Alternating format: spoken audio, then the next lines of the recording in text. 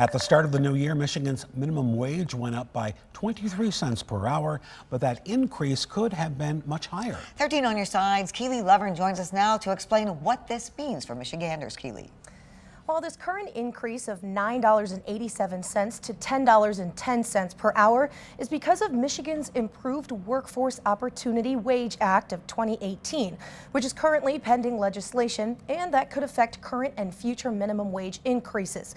Now, when the act was passed by the legislator, it called for a minimum wage increase of 65 cents or more every year until the minimum wage in the state was at $12 an hour in 2022. Now, it also included changing tipped worker wages from 38% of minimum wage to 100% of minimum wage by 2024. Now, just 2 months after being passed, an amendment to that act was signed into law, and that included changing the increase to the minimum wage to $12.05 by the year 2030 instead of $12 alone by 2022.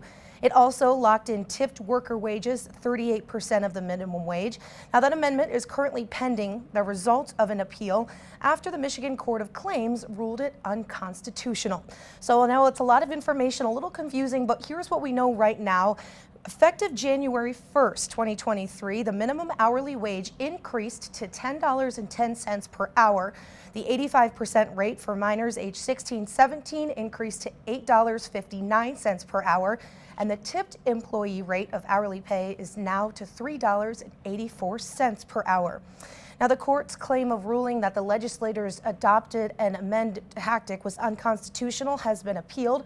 If that appeal is denied, or if the Court of Claims ruling is upheld through the appeal, the act will revert to its original language, immediately making Michigan's minimum wage rate $13.03 per hour and tipped worker wage $11.73 per hour.